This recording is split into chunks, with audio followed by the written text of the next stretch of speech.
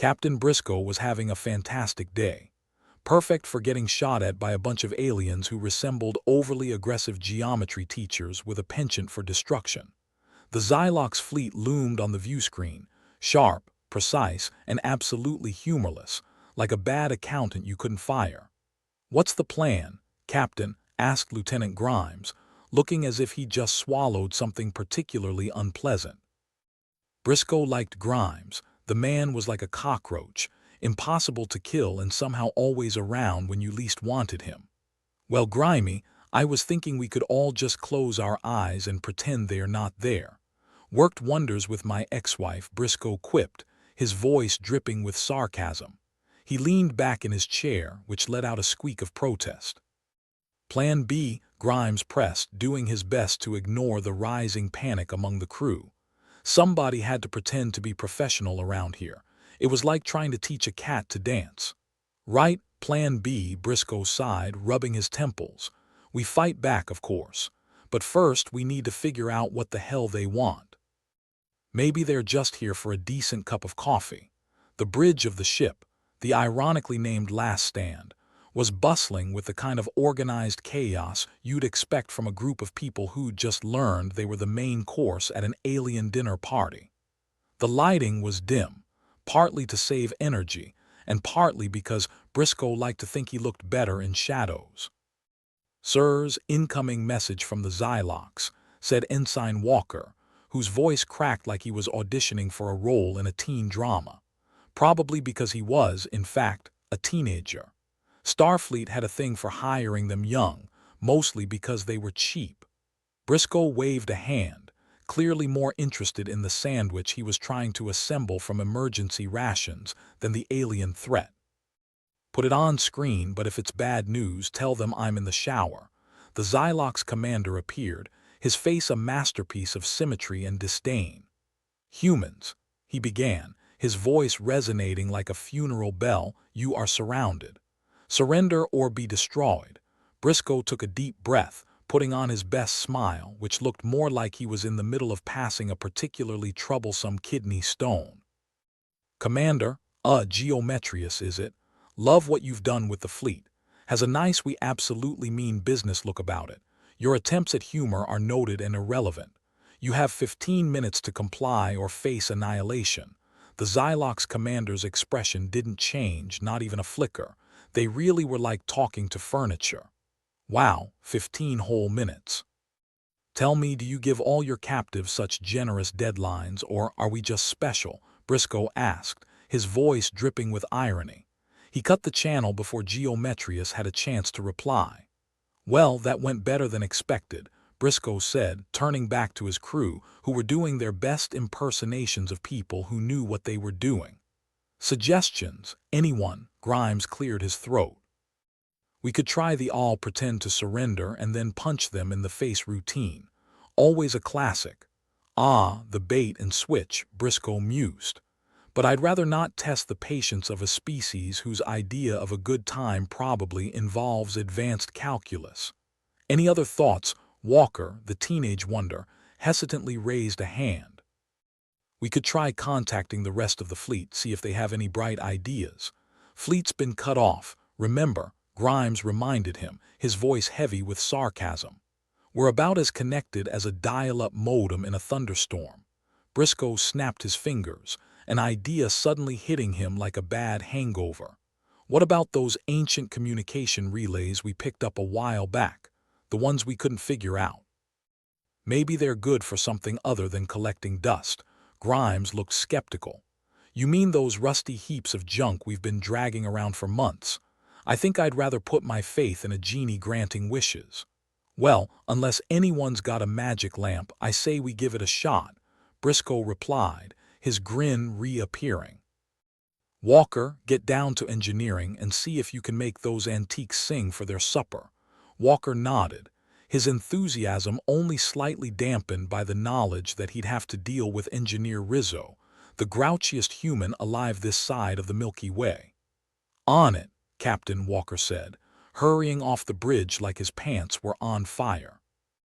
Meanwhile, Briscoe continued, addressing the rest of the bridge crew, "Let's keep up appearances.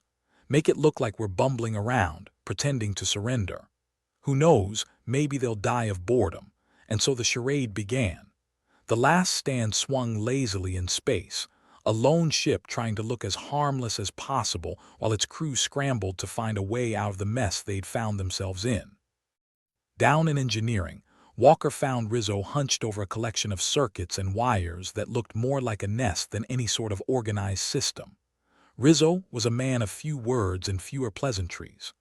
"Rizzo, Captain wants us to try those old comm relays," Walker announced, his voice full of forced cheer that grated on Rizzo's nerves like sandpaper.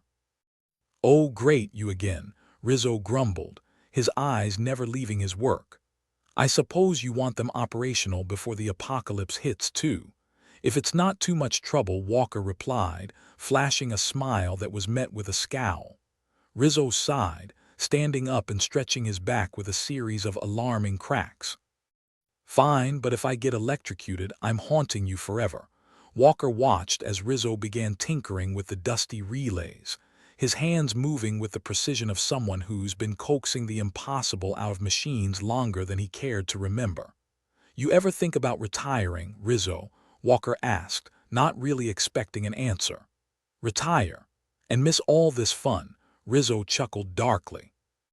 "I'd rather stick a fork in my eye." Back on the bridge, Briscoe was doing his best to maintain the illusion of a captain considering surrender. He lounged in his chair, issuing nonsense orders and generally acting like a man with nothing to lose. "Captain, incoming transmission from the Xylox," Grimes announced, his voice a little more tense than before. "They're getting impatient." "Let them wait," Briscoe said with a nonchalant wave. "Tell them we're busy arguing over who gets to be human sacrifice first." Grimes smirked, relaying the message in his best professional tone. Meanwhile, Walker and Rizzo miraculously managed to coax a signal out of the ancient relays, their faces lighting up in triumph. "We got it," Walker exclaimed, practically bouncing on his heels. "Don't get too excited," Rizzo warned. "We've just got a signal." "No guarantee anyone's listening," Walker grinned. "It's something at least." Back on the bridge, Briscoe's console beeped, a promising sound amid the chaos. "What have you got, Walker?" "We've managed to get the old relays online," Walker replied, his voice crackling through the comms. "Trying to piggyback a message to any nearby human ships." "Good work, kid," Briscoe said, a genuine smile breaking through his usual mask of sarcasm. "Let's hope someone's out there." As the minutes ticked by, the crew of the last stand held their collective breath, waiting to see if their desperate gamble would pay off.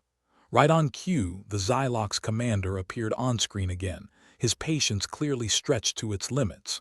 "Captain Briscoe, your time has run out. Surrender or face extinction," Geometrius declared, each word measured and final.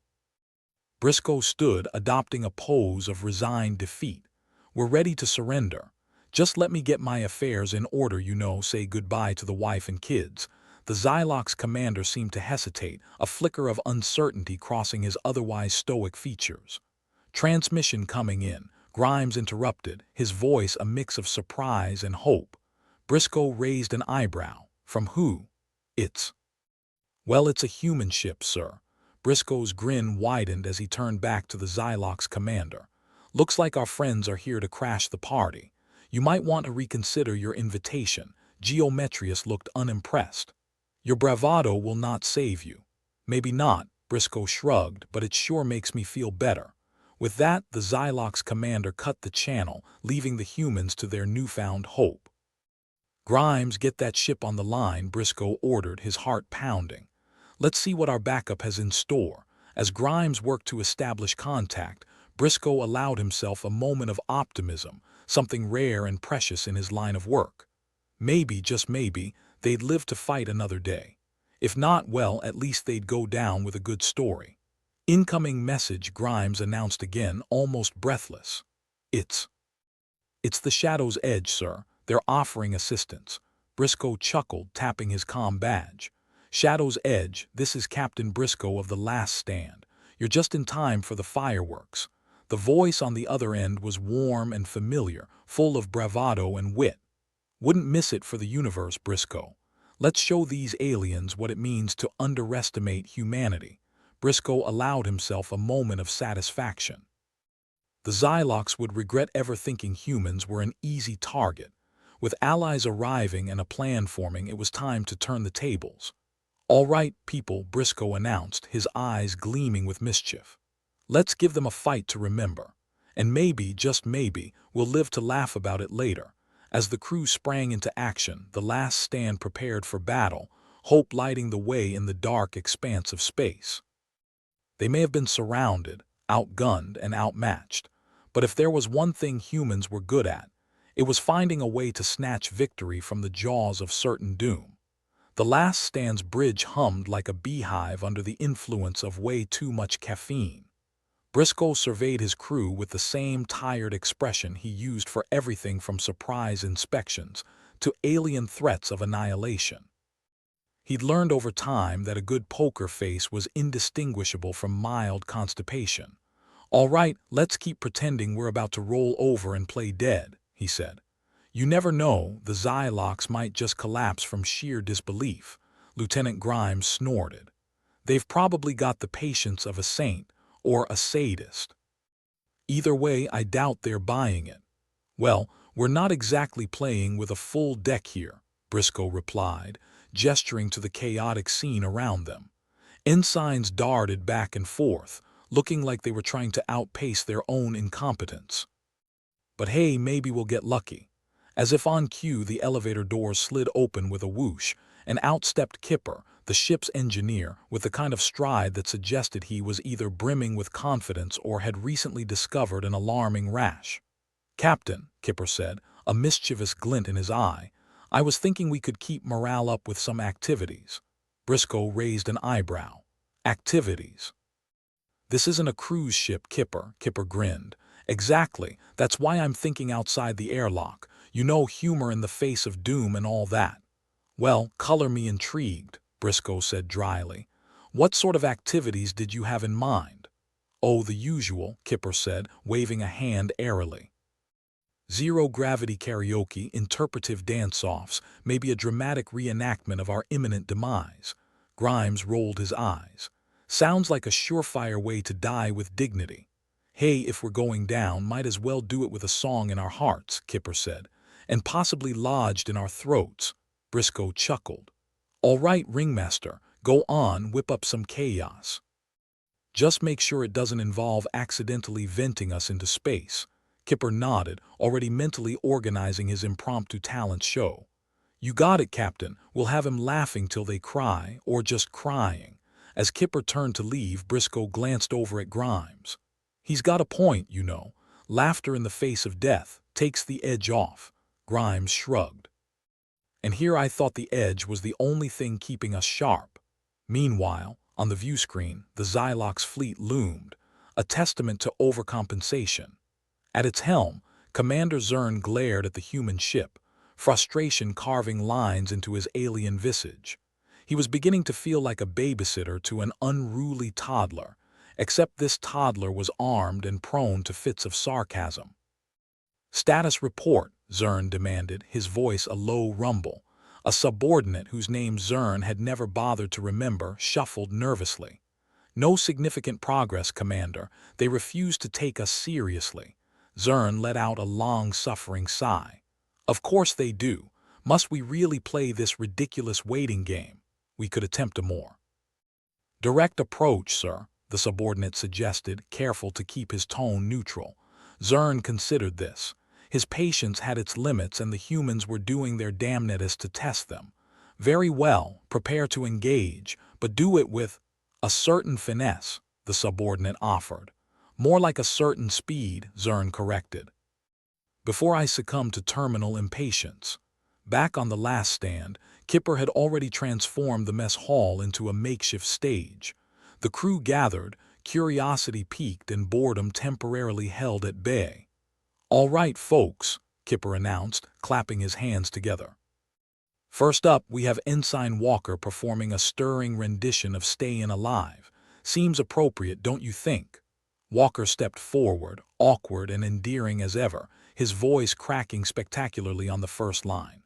The crew erupted in laughter, the tension easing for a brief, blissful moment. Briscoe, watching from the back, shook his head with a bemused smile. "Well, if that doesn't scare the Xylox off, nothing will. Or they'll think we're certifiably insane," Grimes added. Which, honestly, might be scarier.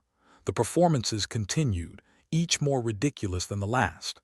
Engineers attempted ballet, security officers belted out show tunes, and someone had even convinced the ship's AI to perform stand-up comedy.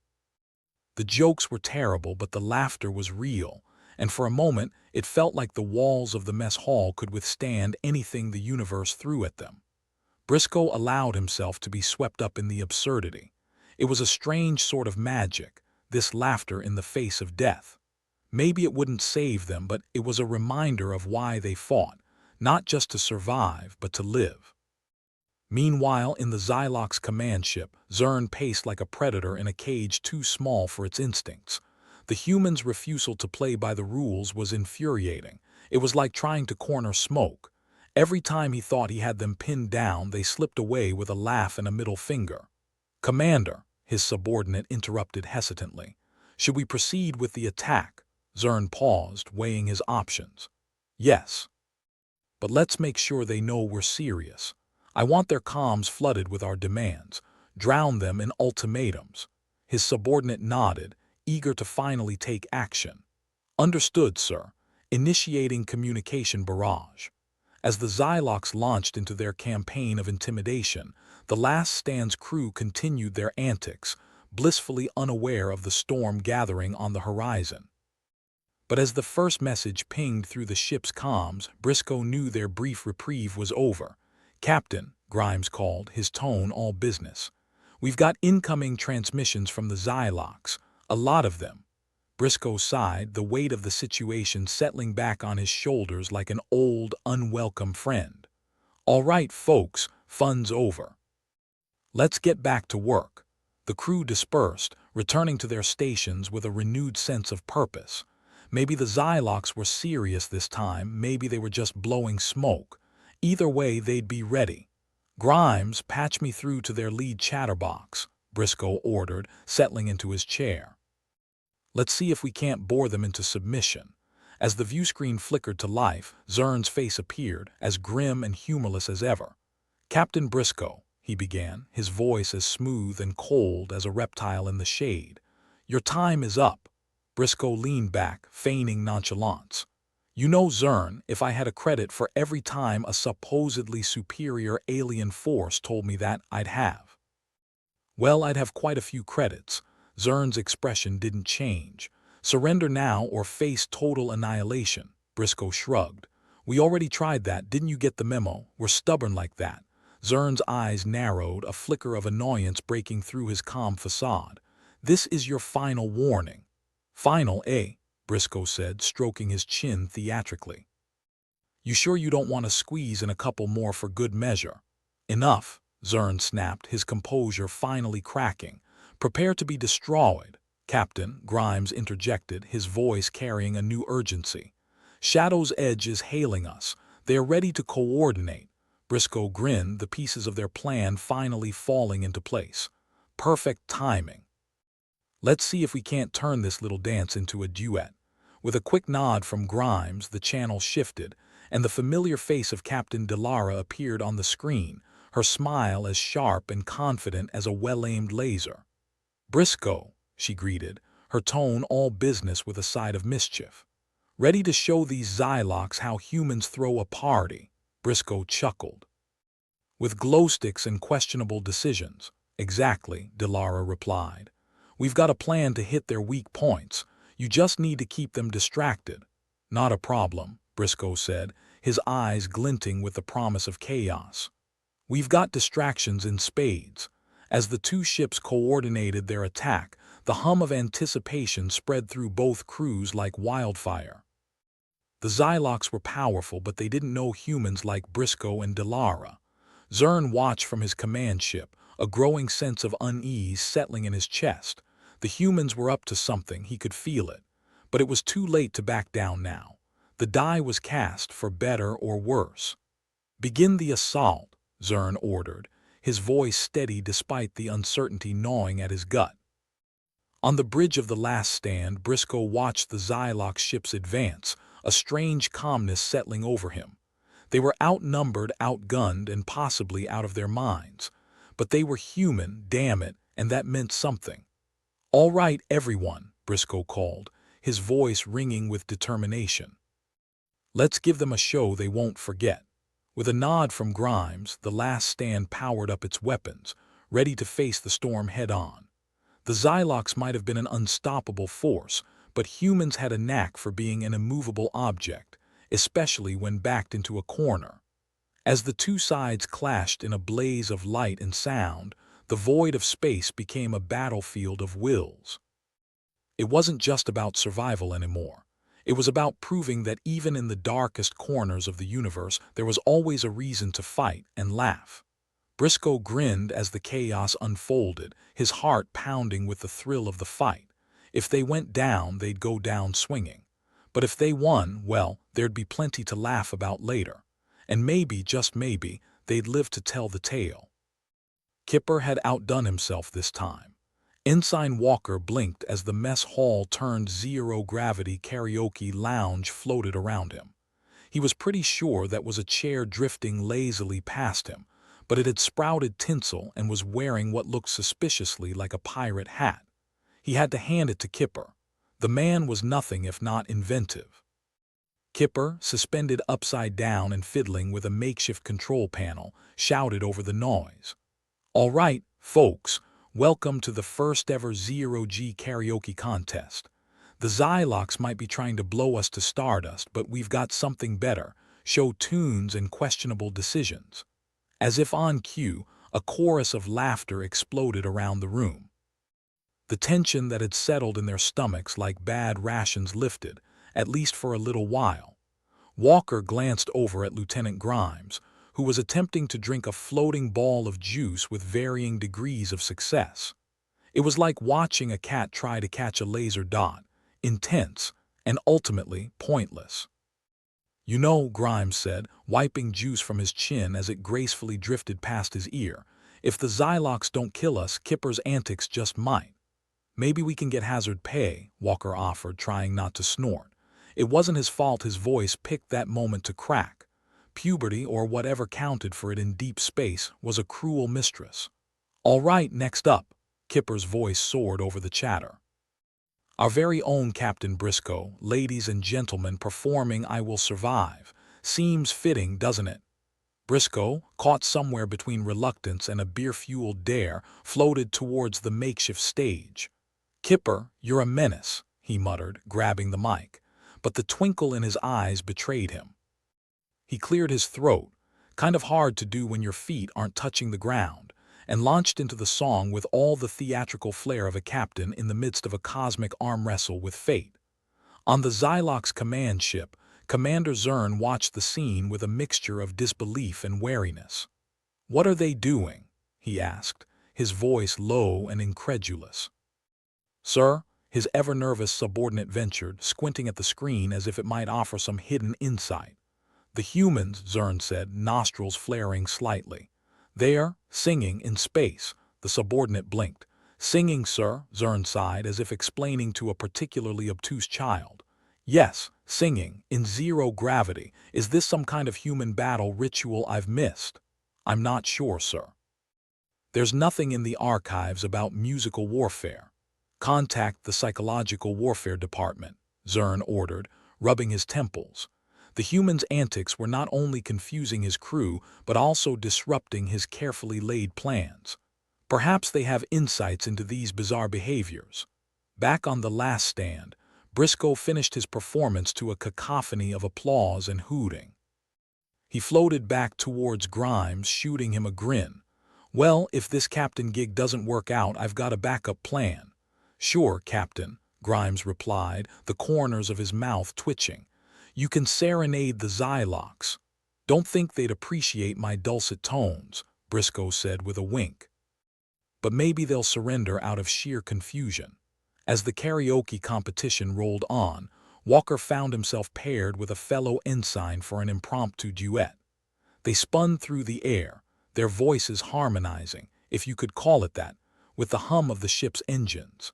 Even as the ship floated in the void, surrounded by hostile forces, the crew was alive with laughter, bonding over shared madness.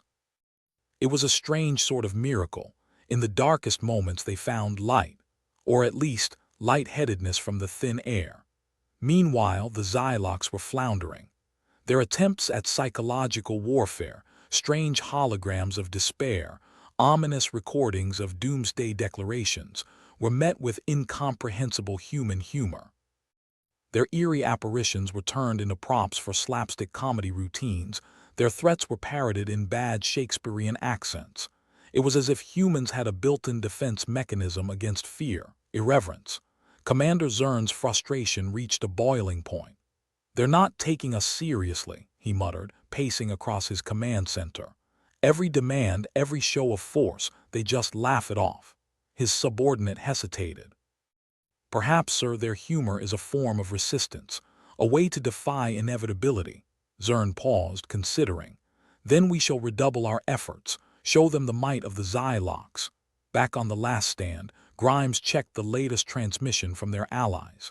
"Shadow's Edge sends their regards, Captain. They're ready to execute the next phase." Briscoe nodded, adrenaline mixing with the remnants of his karaoke-induced euphoria. "Good timing.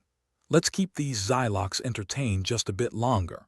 Kipper's latest idea had taken hold, a fleet-wide talent show broadcasted on every available channel, daring the Xylocs to understand, to care, or to intervene.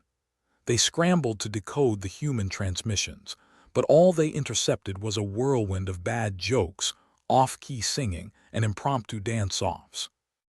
Briscoe watched the chaos unfold with a smile. "You know," he said to no one in particular, "they say the best defense is a good offense, but I think we found a loophole. The best defense is utter lunacy." Walker, struggling to manage his momentum in zero gravity, floated past with a grin. "And here I thought we were just bad at following orders." Grimes chuckled, shaking his head. "No, Walker. We're exceptionally good at surviving, even if it means turning the universe into our own private circus." As the talent show wound down, Kipper floated to the center of the room, wrestling with a portable mic. "All right, everyone, let's give ourselves a round of applause, or whatever the zero-G equivalent is. We've successfully entertained ourselves into oblivion." Briscoe clapped, the sound muted in the low-pressure environment. "Now, if only we could get the Xylocs to join in, might win this thing through sheer absurdity." A sudden alert cut through the levity, a reminder of the world outside their bubble of insanity. Grimes tapped at his console, his expression shifting from bemusement to focus. "Captain, we've got movement from the Xylocs fleet. Looks like they're done playing." Briscoe's grin shifted into a determined smirk. "Right. Show's over, folks. Let's give them a finale they'll never forget." The crew snapped into action, the remnants of laughter still lingering in the air as they prepared for whatever fresh hell the Xylocs would unleash. Maybe they were doomed. Maybe they were just delaying the inevitable. But if anyone was going to rewrite the rulebook, it was them. The maddest, baddest, most unpredictably stubborn crew this side of the galaxy. As the last stand shifted into battle stance, ready to join forces with Shadow's Edge, Briscoe cast a glance around his crew, his friends, his family in madness. "All right, everyone. Let's show these Xylocs that when it comes to the human race, there's no such thing as a lost cause." With a final nod, the crew moved as one, a haphazard yet determined unit. They may not have had the strongest weapons or the biggest fleet, but they had one thing the Xylocs could never understand: a fierce, unyielding spirit that laughed in the face of death. And as the battle began in earnest, the humans shouted into the void, defying fate with every laugh and every misstep, proving that some things were worth fighting for, even if it was just to have one last dance in zero gravity. As the Xyloc ships powered up their weapons, the humans answered with a symphony of chaos. Walker, still humming the tune from his karaoke performance, thumbed the controls of his station, aligning targets with a precision that belied his age and inexperience. Let's give him something to sing about, he muttered, half to himself. Kipper was already at work, redirecting power to the shields and weapon systems with a manic energy that seemed inexhaustible. Who would have thought we'd get this far with a bunch of musical rejects, he joked, though his hands never paused their movement across the console. Grimes, ever the skeptic, glanced over at Briscoe. You think we've got a shot at this? Briscoe shrugged, a wolfish grin on his face. If anyone can pull a win out of this mess, it's us. Besides, I've got plans for after this that involve a lot more drinks and a lot less existential dread. The battle raged on, a tapestry of light and shadow as lasers cut through the void, each side daring the other to falter, to slip, to give in. The Xylocs, for all their might, found themselves baffled by the humans' unpredictability, their refusal to adhere to conventional tactics. The humans, meanwhile, found strength in their shared lunacy. For every Xyloc ship that fell, they cheered. For every setback, they laughed louder. It was as if the universe itself couldn't contain them, these stubborn creatures of flesh and folly. Zern, watching the chaos unfold, felt the stirrings of doubt clawing at him. The humans were relentless, enduring, maddeningly irrepressible. It was more than just tactics, it was something deeper, something he couldn't quite grasp. Sir, the humans are. They're rallying, his subordinate reported, a note of disbelief in his voice. Zern nodded, a grim determination settling over him. Then we must adapt, push them harder. But even as he spoke, he knew the tide was turning. The humans had found their rhythm, a chaotic dance of survival and defiance. And as the battle reached its crescendo, it was clear that victory or defeat, the humans would not go quietly into that good night. As the last stand fired back with everything it had, Briscoe felt a surge of pride. They may have been outnumbered, outmatched, and out of their minds, but they were never out of hope. Hope, after all, was the ultimate act of rebellion. "Keep it up, people," Briscoe shouted, his voice carrying over the clamor of battle. "Let's show them what it means to be human." And so they fought, with laughter on their lips and fire in their hearts, the last stand of humanity in a universe determined to forget them. But they would not be forgotten. Not today, and perhaps not ever. The last stand was not a place for the faint of heart, nor for those who preferred their battles with less karaoke and slightly more sanity. Captain Briscoe was leaning back in his captain's chair, still humming the aftertaste of his performance when the lights flickered ominously. "Ah, there it is," he muttered, glancing at Grimes. "I was beginning to wonder when our luck would run out." "Not luck," Grimes snorted, tapping away at his console. "More like the universe's sense of humor. Apparently, it's as sick as yours." The lights flickered again, this time accompanied by a sound that can best be described as a robotic cat being strangled. "That can't be good," Kipper chimed in from the engineering console, his fingers dancing over the keys with the kind of speed only desperation could inspire. "The Xylocs have deployed some sort of tech to scramble our life support systems." Walker, still trying to figure out how to drink juice in zero gravity without it escaping like a caffeinated ghost, paused mid-sip. "Life support, huh? Does that mean we can finally wear those snazzy spacesuits, or is this just another Tuesday?" "Tuesday," Briscoe confirmed. "Except with a touch more impending doom." The viewscreen, which moments ago had displayed the Xylocs fleet looming like a bad omen, now flashed with static and then a message from Commander Zern. The message itself was a delight of Xylocs design, all jagged edges and overly dramatic background music. "Humans," Zern's voice intoned with the theatrical flair of a soap opera villain. "You are outmatched and outclassed. Surrender now and we might consider showing mercy." Briscoe raised an eyebrow. "Is it just me, or did that sound a bit too rehearsed?" Grimes shrugged, still fiddling with his panel. "Maybe he's got a side gig in community theater," would explain the delivery, Walker added, kicking off the wall to drift closer. "And the terrible wardrobe choices." "Focus, people," Kipper interjected. "Life support, as in the thing keeping us from turning into space popsicles. We're going to need a workaround if we don't want to end up as Xyloc souvenirs." Briscoe nodded. "What's the plan, Kipper?" And please, no more karaoke suggestions. Kipper rubbed his chin thoughtfully. Well, if they're going high-tech, maybe it's time we go low-tech. I mean really low. Let's give them a taste of Stone Age engineering. Stone Age, Walker echoed, skepticism thick in his voice. What, are we gonna start a campfire in the mess hall? Not exactly, Kipper replied, a mischievous glint in his eyes. But think about it. They've got all this fancy tech. We've got duct tape, plastic tubing, and a lot of hot air. You know, the basics of human innovation. Briscoe considered this, a smirk forming. All right, Mac Jiver, let's see what you can whip up. As Kipper set about cannibalizing the ship's more redundant systems, Grimes turned to Briscoe. This might actually be the most ridiculous thing we've ever done. And that's saying something, Briscoe agreed. Remember the time we convinced that Zenthian ambassador that cleaning the hull was a human bonding ritual? Grimes chuckled, shaking his head. He still sends us gifts every holiday. Mostly cleaning supplies, but it's the thought that counts.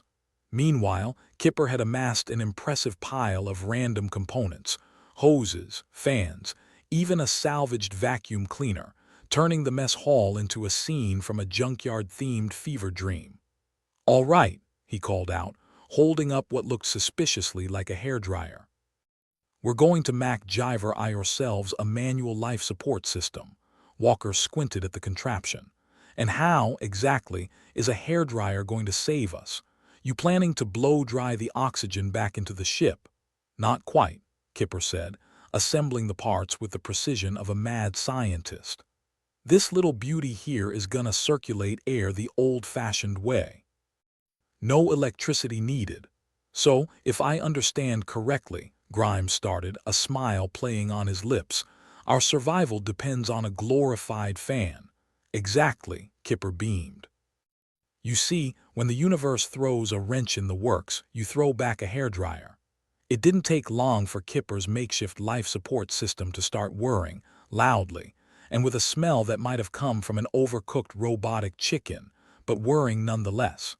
The ship's atmosphere slowly stabilized, the crew exchanging relieved glances. Briscoe clapped Kipper on the back. Never underestimate the power of human ingenuity, especially when it involves household appliances. Or the power of sheer desperation, Walker added. On the Xylox ship, Commander Zern watched, mouth agape, as the humans once again defied logic. How? He demanded, turning on his crew. How do they keep doing this? His second-in-command, a creature with an expression that might have been a smile or a grimace, shrugged helplessly. Humans, sir, they're unpredictable.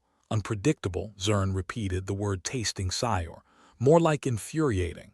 Back on the last stand, Briscoe sat back down, the tension in his shoulders easing slightly. All right, team, we've bought ourselves a bit more time. Let's keep the pressure on. Make them think twice about messing with us. Grimes was already on it, recalibrating the ship's weapon systems with the kind of focus you'd expect from a man who just realized how close he came to dying with a hairdryer as his savior. Weapons are back online, Captain. Should give them a few headaches. Good, Briscoe nodded. And let's keep sending out our transmissions. Every bad joke, every off-key note, let's keep it all coming. If nothing else, it'll annoy them enough to throw them off. Walker, still juggling the juice problem, grinned. I'll get right on sending the Xylox our latest compilation of karaoke hits. Maybe they'll learn to appreciate the finer points of human culture. Briscoe chuckled. I'd pay to see the look on Zern's face when he hears that. As the ship hummed back to life, a sense of camaraderie settled over the crew, a shared madness that somehow kept them sane. The Xylox might have their technology, their calculations, their grandiose plans, but the last stand had something far more unpredictable. They had people willing to fight with whatever they could find, even if it was something as ridiculous as a hairdryer. In the midst of such chaos, it was easy to forget the stakes, to get lost in the absurdity of it all. But every now and then, a moment of clarity would break through, reminding them of the fight still ahead.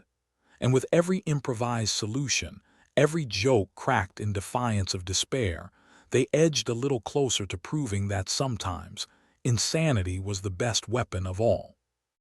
As the Xylox attempted another assault, this time aiming to disrupt communications, Briscoe was ready. "All right, team, let's show them how we handle a signal jam." Kipper, already one step ahead, grinned. "Time for Plan B, the old pirate radio trick." Walker raised an eyebrow. "Pirate radio, isn't that a bit vintage?" "Exactly," Kipper replied, already tapping away at his makeshift control panel. "Vintage is just another word for reliable when it comes to human tech." And so it was that the Last Stand launched its own pirate radio broadcast, jamming the Xylox communication channels with an eclectic mix of Earth's greatest hits, from 80s pop classics to the most cringe-inducing novelty songs. If the Xylox wanted to mess with human signals, they'd have to do it while listening to the musical stylings of a 1,000-year-old boy band. The response from the Xylox was predictable. Confusion first, then frustration, then a sort of resigned bewilderment as yet another of their attempts to outsmart the humans was met with a cavalcade of nonsense. Back on the bridge, as "Never Gonna Give You Up" blared through the speakers, Briscoe turned to his crew, a wide grin on his face. "Never thought we'd rickroll an alien armada." Grimes rolled his eyes, but there was a smile tugging at his lips. "Just when I thought we'd hit peak madness." Walker, moving to the rhythm, shrugged. "Hey, if it works, it works." And so, amidst the chaos, the crew of the Last Stand found themselves in a moment of peace, however temporary. They were still outnumbered, still surrounded, still hanging on by the skin of their teeth. But they were also still fighting, still laughing, and still, against all odds, surviving. As the battle raged on outside, Briscoe leaned back, eyes on the stars. "You know," he mused, "there's something to be said for being the underdogs. No one expects you to win." Grimes nodded. "And when you do, it's that much more satisfying." With the Xylox's latest scheme thwarted, at least for the moment, the crew settled into a semblance of routine. It was the kind of routine only found in the heart of madness, but it was theirs. And as long as they kept inventing, kept laughing in the face of certain doom, they just might make it through the day. It wasn't perfect, but it was enough. For now. The siege had dragged on like a bad smell in a confined space, clinging to the Last Stand until it became part of the ship's very essence. Supplies were running low, and the crew's optimism, never abundant to begin with, had been sucked into the dark void of space. Even Briscoe's karaoke performances couldn't lift the mood, although his rendition of "I Will Survive" had earned a few chuckles and a snort from Walker. "Are we sure this is worth it?" Grimes grumbled as he stared despondently at his console, which was now offering little more than a glorified game of digital solitaire. "I mean, there's only so many times you can hear the same joke before it starts to feel like a slow, painful death." "Buck up, Grimes," Briscoe replied, still managing a grin that was more bravado than genuine. "At least we're still here to hear those terrible jokes. Beats the alternative." Grimes sighed and pointed at the dwindling stack of rations that had once filled the mess hall. "We're going to have to start rationing jokes soon. That's how bad it is." Walker, floating nearby and desperately trying to take a sip of juice without it turning into a free-floating blob, chimed in. "I'm just glad we haven't started eyeing each other like snacks yet. Give it a week and Grimes might start looking like a roast chicken." "Who you calling a chicken?" Grimes shot back, the banter a rare comfort in their bleak situation. Kipper, hunched over his makeshift control panel, had been working in silence, his mind a whirl of circuits and half-baked plans. He glanced up, eyes bloodshot from lack of sleep and too much focus. "Hey, at least you'll all have a nice story to tell if we survive this. You know, that time we almost became space cannibals, yeah, that'll be a real hit at parties." Walker rolled his eyes, finally managing to corral his juice into his mouth. Briscoe decided enough was enough. They needed something, anything, to take their minds off the hunger and the looming threat that seemed to hang over them like an uninvited guest. "All right, folks, Kipper, you got anything? A plan, a prayer, hell, even a delusion would be nice right about now." Kipper's fingers danced across the control panel, eyes focused. Actually, Captain, I might have something. Been analyzing the Xylox communication channels. There's a pattern if you squint hard enough. Patterns, eh? Briscoe's interest peaked. He leaned in. You know what a pattern means, right? It means they are predictable. Predictable means beatable. Yeah, but it also means they're not as dumb as we are, Walker noted. They've got a plan and we're just winging it. Winging it's been working so far, Briscoe pointed out. Kipper, what have you got? Well, Kipper said, pulling up a series of jagged lines and incomprehensible data on the screen. They've been trying to jam our communications, but it's all so methodical. Almost like they've got a rhythm. And if there's a rhythm, there's a way to throw them off beat. Grimes perked up, as much as a man could while subtly trying not to watch Walker's juice acrobatics. You saying we can hit back not with conventional weapons, no. We'd need something more unorthodox, Kipper replied, a glint of mad scientist in his eye. But if we can disrupt their rhythm, we can buy ourselves some time.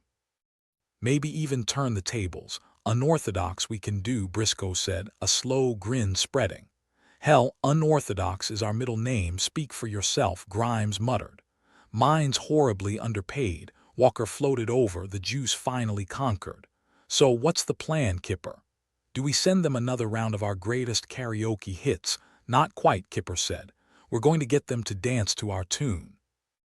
Literally, Briscoe leaned back, considering. I like it. Let's make them tap their little alien toes. The crew, despite the hunger gnawing at their bellies and the constant pressure of survival, rallied around the idea.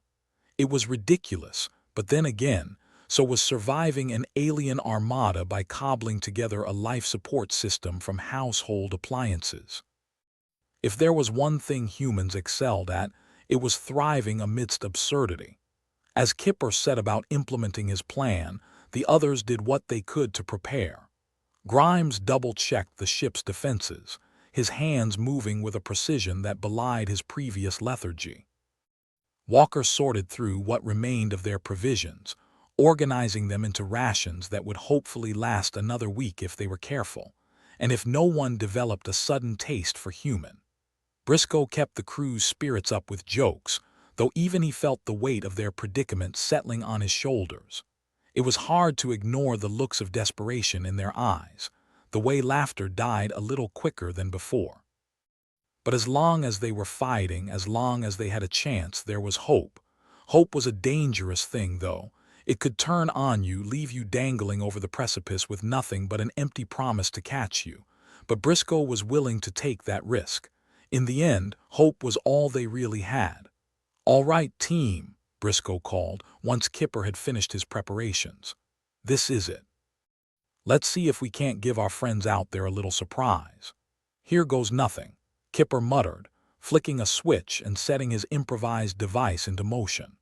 The ship hummed with a new energy, the air vibrating slightly as Kipper's contraption began to emit a series of low-frequency pulses designed to interfere with the Xylox's meticulously orchestrated signals. It was like throwing a spanner in a clockwork machine, one small twist that could send the whole thing spinning out of control. Grimes watched the screens as data poured in, a mixture of hope and skepticism on his face. Well, either we're about to see something amazing, or we've just given them a new reason to blow us to bits. Only one way to find out, Briscoe said, his voice steady despite the tension coiling in his gut. Out in the void, the Xylox ships began to react, their movements faltering as Kipper's interference took hold. The methodical pattern that had dictated their every action started to unravel, like an orchestra suddenly playing in different keys.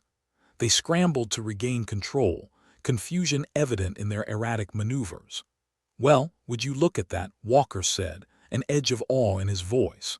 We've got them doing the cha-cha, more like the oh crap we dropped the baton dance, Grimes added, a rare grin spreading across his face.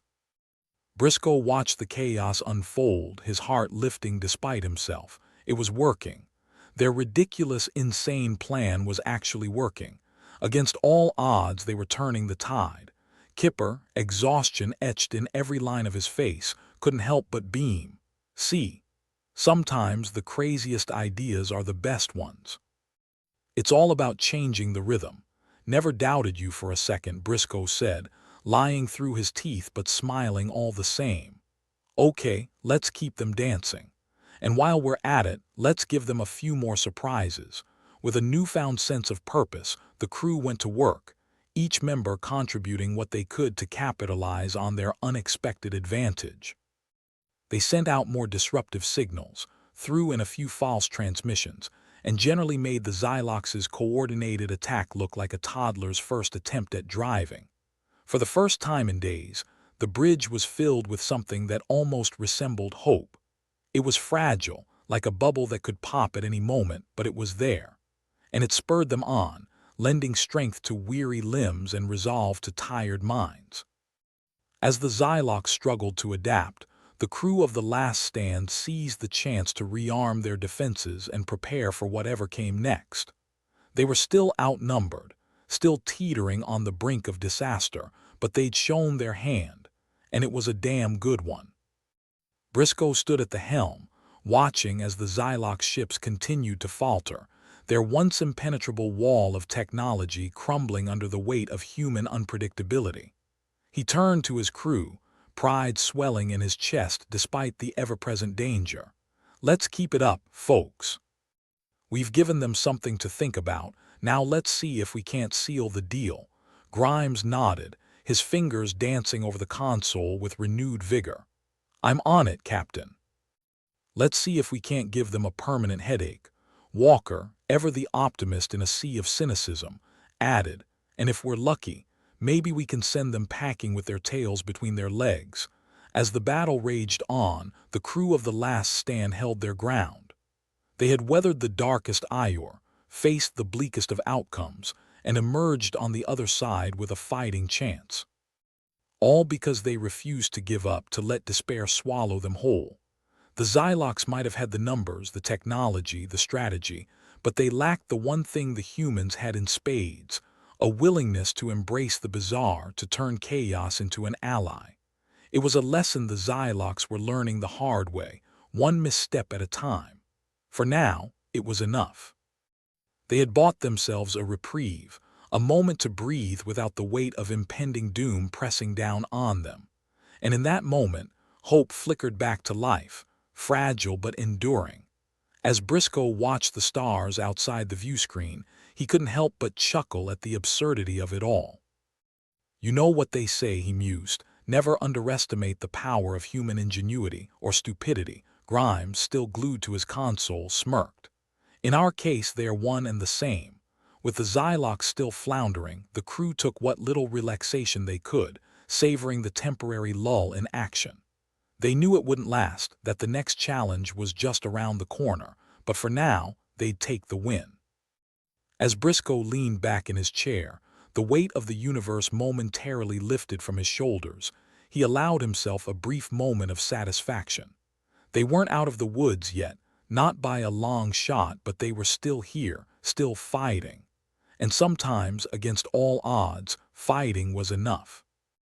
The Last Stand's bridge was alive with a chaotic energy, the kind of buzz that came from making aliens dance to your tune, literally.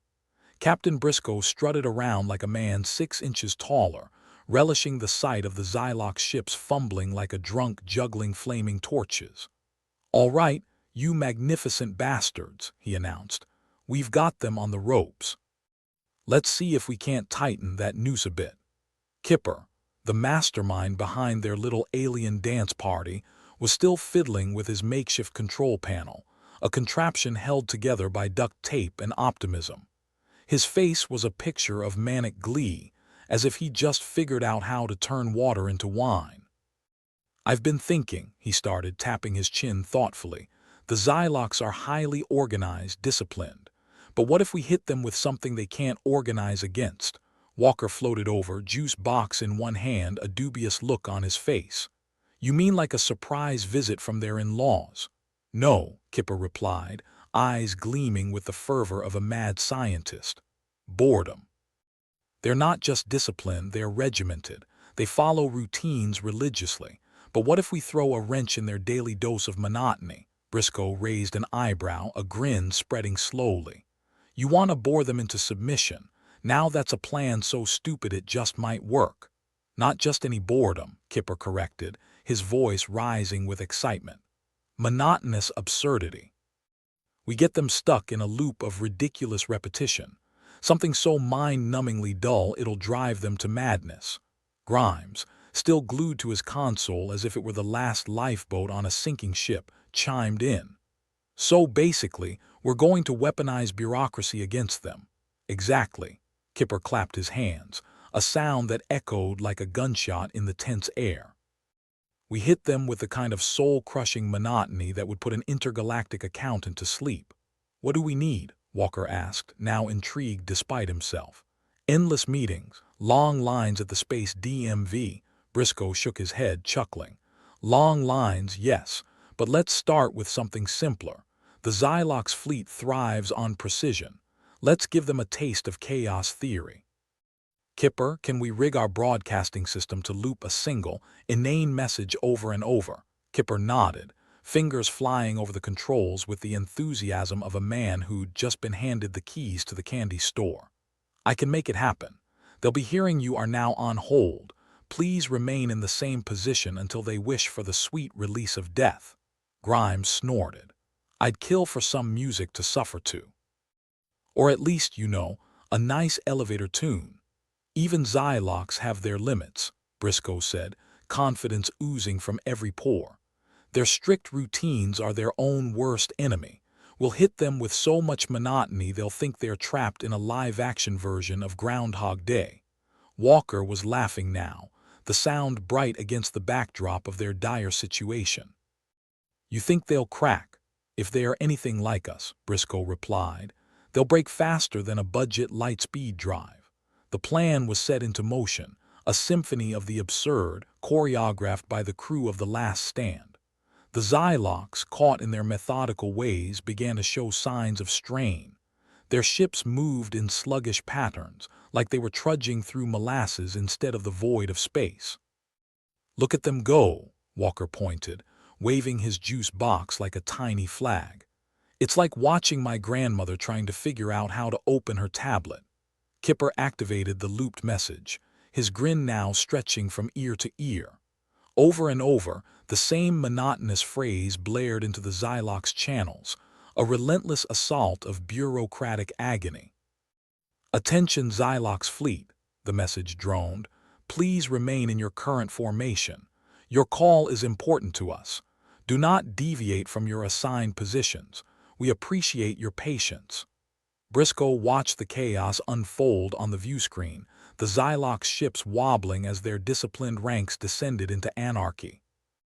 I think they're actually trying to follow the instructions, he noted, shaking his head in disbelief. Well, they did say patience is a virtue, Grimes added, his smirk positively devilish. Looks like they're getting a crash course in human endurance. The hours ticked by, each one longer than the last, as the Xylox struggled against the tide of monotony. On The Last Stand, the crew savored the bitter taste of triumph, fragile yet fiercely cherished. Walker, now reclining in his seat like a man who just conquered the universe, commented, "We should send them a thank you note. Thanks for holding. Your massacre is important to us." "Let's not get ahead of ourselves," Briscoe warned, though the glint in his eye spoke volumes. "We've got them dancing to our tune, but we still need to figure out how to end this charade once and for all." Grimes, ever the realist, leaned back in his chair, a weary sigh escaping his lips. "So what now, Captain? We can keep them on hold, but eventually they'll get sick of waiting and just hang up." "Good point," Briscoe conceded, a thoughtful frown creasing his brow. "Kipper, any chance we can exploit this chaos further?" Kipper considered, his mind racing through possibilities at light speed. "We could hit them with a barrage of false signals, throw their systems into disarray, make them think they're getting orders from high command, but it's really just us pulling the strings. Like a game of Simon Says with 1,000 players who don't know the rules," Walker mused, a wicked gleam in his eye. Briscoe nodded, his decision made. "All right, let's keep them guessing. We'll bombard them with mixed messages, give them a taste of their own medicine." The keystrokes of impending mischief echoed across the bridge as Kipper set to work, crafting a series of forwarders to send to their beleaguered foes. Each command was designed to contradict the last, a tapestry of delightful confusion. "Now," Kipper said, his fingers dancing over the console, "we send them into a tizzy. First, form up for a coordinated strike, then immediately follow with return to base for immediate debriefing." The Xylox ships, already struggling under the weight of monotony, began to exhibit signs of even greater confusion. Their formations splintered, ships veering off in different directions like a flock of startled birds. "Looks like they're playing Interstellar Twister," Grimes remarked, watching the ships twist and turn in erratic patterns. Left hand blue, right foot red panic. The crew erupted into laughter, a sound that felt almost foreign in the midst of their grim reality. But for now, it was a welcome reprieve. Briscoe allowed himself a moment of smug satisfaction before turning back to his crew. "This is just the beginning. If we can keep them on the defensive, keep them guessing, we might just get through this in one piece." With renewed resolve, the crew of The Last Stand continued their campaign of absurdity, each member playing their part in the grand scheme to turn the tide against the Xylox. Walker, as always, saw the humor in their improbable situation. "You know," he said, "we might just be the first ship in history to win a battle by being the most annoying force in the galaxy." "Annoyance is a powerful weapon," Briscoe agreed. "Underestimate it at your peril." The Xylox, now thoroughly embroiled in their own chaos, seemed to be faltering. Their once imposing fleet, a testament to alien coordination and efficiency, had become a tangled web of mixed signals and hesitations. As the ship continued to buzz with the energy of their unorthodox victory, Briscoe turned his gaze to the viewscreen, the stars outside twinkling like 1,000 knowing eyes. "We're not out of the woods yet, but I'd say we've given them plenty to think about." Grimes nodded, his usual cynicism softened by a glimmer of hope. "For now, we've got the upper hand. Let's see if we can't keep it." As the crew watched the Xylox ships struggle to regain their footing, they knew they'd bought themselves precious time. Time to regroup, to plan, to hope. Briscoe, ever the strategist, began to sketch out the next steps in his mind, the thrill of the fight still coursing through his veins. They'd come this far against all odds by embracing the chaos, and he had every intention of seeing it through to the bitter end. "Let's keep them on the run, folks," he declared, his voice filled with determination. "We've shown them what humans are capable of. Now let's finish what we started." And so, as the stars bore witness to their struggle, the crew of The Last Stand continued their improbable battle, driven by the indomitable spirit of human ingenuity and just a dash of madness. In the end, it wasn't just about survival. It was about proving that even in the darkest of times, when hope seemed all but lost, humanity's greatest weapon was its ability to find light in the shadows. "We're not done yet," Briscoe reminded them, a fierce grin on his face. "Not by a long shot." And with that promise they pressed on, ready to face whatever the void threw their way next. The Last Stand's bridge was a hive of barely controlled chaos, a disjointed orchestra of beeping consoles, hushed voices, and the occasional cry of frustration from Grimes as he fumbled with his console. The Xylox fleet, encumbered by the relentless loop of monotonous absurdity, was showing signs of strain. Their ships, once paragons of precision and order, now drifted along confused, like they'd drunk one too many shots of the galaxy's worst space whiskey. Captain Briscoe stood at the center, grinning like a man who'd just found out he didn't have to pay his taxes. "Looks like the Xylox are having second thoughts," he remarked, waving a hand at the viewscreen. "I suppose they didn't expect their enemies to be armed with the lethality of a bad-holed tune," Walker commented, watching the Xylox squadrons wobble in and out of formation, as if they'd just realized they were the butt of a cosmic joke. He gave his juice box an experimental sip and managed to inhale more air than liquid. Grimes was still glued to his console, as if it was the last thread holding his sanity together. "Well, if you think about it," he said, scratching his chin, We've essentially turned tedium into a weapon of mass destruction, which is ironic considering how many meetings we've all slept through. Briscoe smirked. And they said corporate training was useless. As Grimes continued to input false commands into the Xylox systems, the bridge was filled with a cocktail of nervous energy and cautious optimism. The Xylox ships were in chaos, receiving contradictory orders every few seconds, their once majestic fleet now resembling a space-themed episode of a slapstick comedy.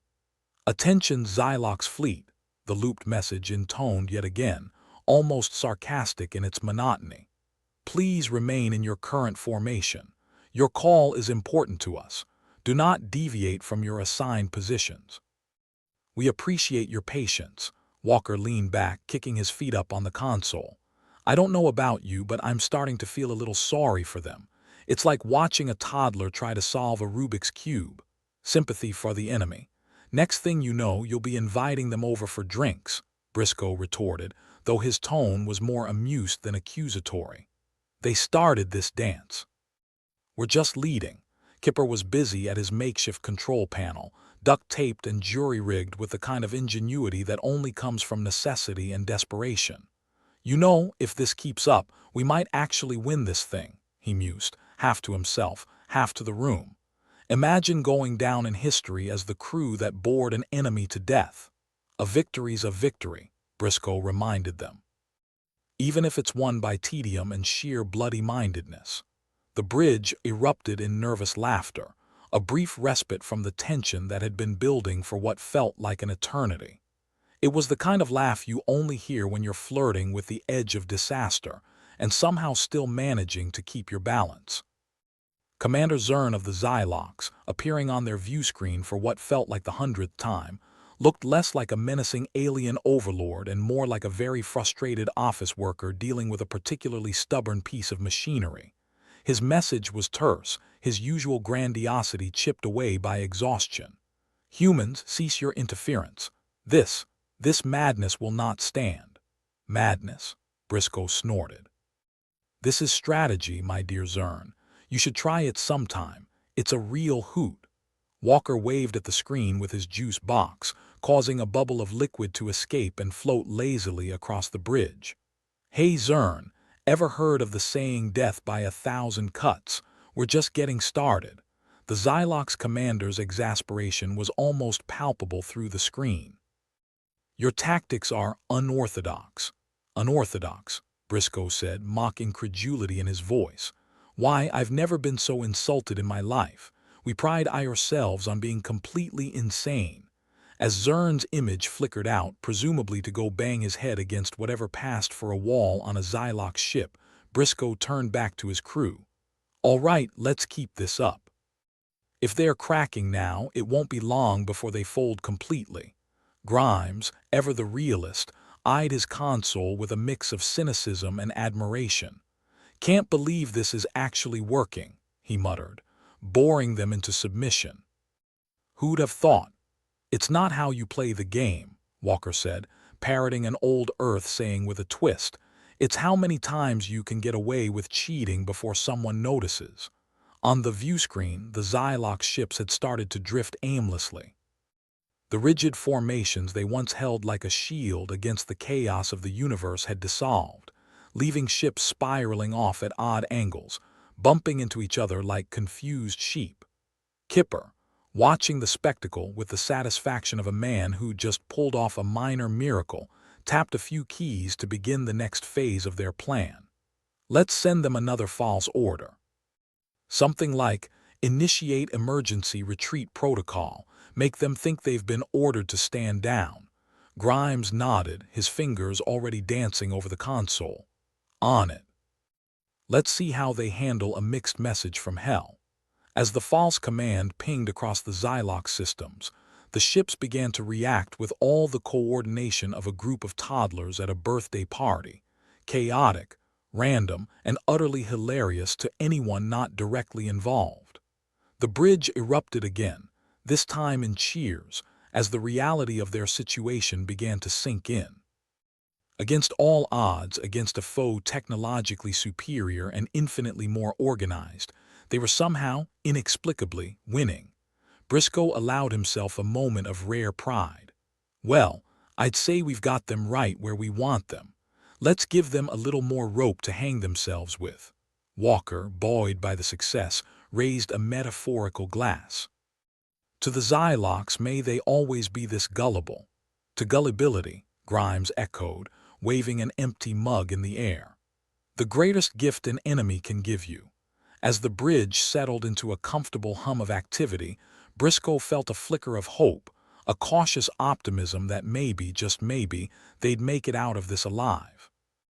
Maybe they'd even live to tell the tale, regaling future generations with the story of how they'd defeated an alien armada with nothing but a looped message and a healthy dose of audacity. The thought was interrupted by an incoming message from the Xylox fleet, this time without the usual pomp and circumstance. The face of Commander Zern appeared once more, his authoritative demeanor now replaced by a beleaguered resignation. "We concede," Zern declared, looking like a man who'd just been told he had to work overtime on a Friday. "Your methods are too unpredictable for us to counter. We withdraw." Briscoe blinked, momentarily stunned by the directness of the concession. "Well, I'll be damned," he murmured. We actually did it. The bridge erupted into spontaneous celebration, the crew exchanging high fives and indulging in the kind of camaraderie that only comes after narrowly escaping death. For a moment, they were just human beings, united by the shared insanity of their situation. "Looks like we're the ones who get the last laugh," Walker said, reclining in his seat with a satisfied grin. "Victory through annoyance," Kipper mused, eyes still on his flickering control panel. Who knew it was possible? Briscoe, ever the anchor of their chaotic little ship, raised his voice above the din. "All right, listen up. We may have chased them off, but let's not get too comfortable. There's still plenty to do, and I, for one, would like to live to see tomorrow." Grimes, usually the voice of reason, couldn't help but smile. "And here I thought we'd have to do something crazy to get out of this alive." "Crazy worked," Briscoe said, a note of pride in his voice. "And if there's one thing we humans excel at, it's being just crazy enough to survive." With the Xylox in full retreat, the Last Stand's crew settled into a rhythm of cautious optimism, the dark humor of their situation now a shared bond that transcended their grim reality. As the stars outside twinkled with a knowing light, Briscoe took a moment to savor the victory. It wasn't pretty and it certainly wasn't conventional, but it was theirs. And for this ragtag crew of misfits, that was more than enough. "And remember," Walker added with a sly wink, "we're not done yet. There's still the small matter of not running out of supplies." "Always something," Grimes sighed, though his grin betrayed him. "Guess we'll just have to keep being annoyingly persistent." "Persistence is key," Briscoe agreed, eyes flicking to the viewscreen where the Xylox ships were mere specks now, fleeing into the void. "And if we've proven anything today, it's that we're as persistent as they come." With that, the crew of the Last Stand turned back to their duties, buoyed by the knowledge that they'd outlasted the odds, and ready to face whatever the universe decided to throw at them next. After all, they had the ultimate weapon, the ability to laugh in the face of doom and to turn even the darkest moments into a twisted joke.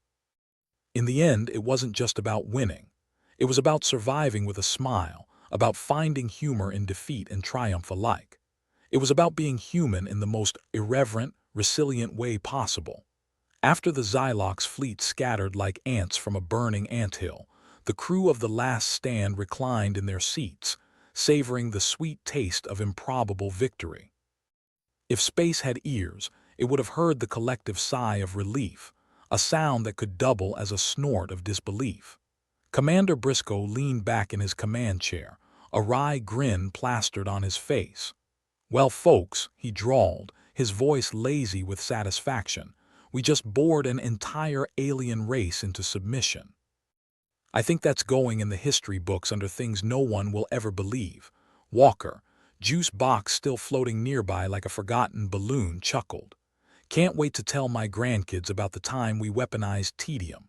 "Sit still, little Jimmy, or I'll start playing looped messages at you," Grimes, who'd finally managed to wrangle his wayward console into submission, grinned. Think they'll name a holiday after us? Boredom Day? Everyone just sits around and does nothing in honor of our great victory. Briscoe snorted. More like Survival Day, because against all odds and better judgment, we're still breathing. Kipper, the mad genius behind the makeshift control panel, couldn't resist a smirk. We could call it Annoy the Aliens Day. Everyone has to find creative ways to drive each other up the wall. The bridge erupted in another round of laughter, the kind that was a little too loud, a little too high-pitched, relief masquerading as humor. It was the sound of people who had stared death in the face and made it blink first. "So what now, fearless leader?" Walker asked, feet still up on the console, the picture of relaxed defiance. Briscoe scratched his chin, thinking. "I reckon we set a course for the nearest friendly port. We could use some supplies, and I'd kill for a meal that doesn't come in a vacuum-sealed bag." Grimes raised an eyebrow. "Should we be worried about the Xylox coming back for round 2? Nah," Briscoe replied, waving a dismissive hand. "They're probably too busy trying to figure out how they got outsmarted by a bunch of lunatics with a broken radio." "Hey, that broken radio was a masterpiece of strategic engineering," Kipper protested, though his grin suggested he was more than a little proud of his handiwork. Briscoe chuckled. "True enough. And we've got you to thank for that, Kipper. To think you almost flunked out of Starfleet Academy." "Flunked." Kipper shrugged, a practiced gesture of nonchalance. "I prefer to think of it as creatively interpreting the curriculum." Walker snorted. "Creative interpretation, huh? I'm sure the instructors love that." "You have no idea," Kipper said, though his grin suggested he wasn't exactly complaining about the outcome. The bridge settled into a comfortable rhythm, the crew busying themselves with the mundane tasks of preparing the ship for the next leg of their journey. It was a strange feeling, this calm after the storm, like waking up from a nightmare to find everything exactly as it was, just with a few more scars and stories to tell. As they set course for the nearest colony, there was a sense of camaraderie that hadn't been there before. A bond forged in the crucible of shared insanity. They'd faced the worst the universe had to throw at them and come out the other side, a little crazier but a lot closer. Briscoe couldn't help but feel a swell of pride for his crew. They weren't the best or the brightest, but they were his, and they'd more than proven their worth. If they could face down the Xylox with nothing more than a looped message and sheer nerve, there wasn't much that could take them down now. "Well," Walker said, reclining further in his chair, "looks like we've got ourselves a bit of a break. Anyone fancy a round of zero-G karaoke?" Grimes groaned. "I think I'd rather face another Xylox attack." "Hey, don't knock it till you've tried it," Walker replied with a wink. "Besides, I've got a killer rendition of Bohemian Rhapsody ready to go." Kipper laughed. "Just promise me you'll stick to the lyrics this time. Last time you went off script, we had to deal with 3 minor fires and a very confused maintenance droid." "Ah, details," Walker said dismissively. "It's all part of the performance." As the crew bantered back and forth, Briscoe allowed himself a rare moment of introspection. Against all odds, they'd survived. Not just survived, but thrived in the face of overwhelming adversity. And for a crew of misfits and mavericks, that was saying something. "All right, listen up," Briscoe said, his voice cutting through the chatter. "I know we've had it rough, and I know things aren't going to magically get easier. But I want you all to know how damn proud I am of each and every one of you." The bridge went quiet, the weight of Briscoe's words settling over them like a warm blanket. They weren't just a crew, they were a family, forged in the fires of shared madness and triumph. "Here's to us," Walker said, raising his juice box in a mock toast. "The craziest, most insane, and just plain stubborn group of bastards in the galaxy. To us," the rest of the crew echoed, glasses clinking together in a symphony of camaraderie. As the last stand cruised through the inky blackness of space, the crew allowed themselves a moment of celebration, a brief respite from the chaos of their lives. Because if there was one thing they'd learned, it was that life was unpredictable, chaotic, and often downright absurd. And that was exactly how they liked it. With the stars stretching out before them, a glittering promise of the adventures to come, Briscoe couldn't help but smile. They'd survived the worst the universe had to offer, and they'd done it with style, humor, and more than a little grit. So Grimes said, leaning back in his chair, "Anyone got any bright ideas on where we're heading next?" Briscoe glanced at the navigational screen, a map of stars and possibilities. "I hear there's a place a few light years from here that's got great food, terrible music, and enough shady characters to make even us look respectable. Sounds like our kind of place," Walker said with a grin. "And after that?" Kipper asked, ever the practical one. "We'll figure it out when we get there," Briscoe replied, a twinkle in his eye. After all, planning is just guessing with a fancy name. As the crew settled into the rhythm of space travel, the promise of a hopeful future hung in the air like a whispered secret. They'd face the darkness and come out the other side, stronger, closer, and more than a little crazier. And in the end, that was what really mattered. The stars outside twinkled with a knowing light, each one a reminder that the universe was vast, unpredictable, and full of possibilities. For the crew of The Last Stand, those possibilities were endless. With a shared grin and a hearty laugh, they set their course for the future, ready to face whatever the universe decided to throw at them next. Because if there was one thing they knew, it was that they were never truly alone. Together, they were unstoppable, a force to be reckoned with, the ultimate underdogs who'd taken on the galaxy and come out on top, and in the chaos of space, that was the greatest victory of all.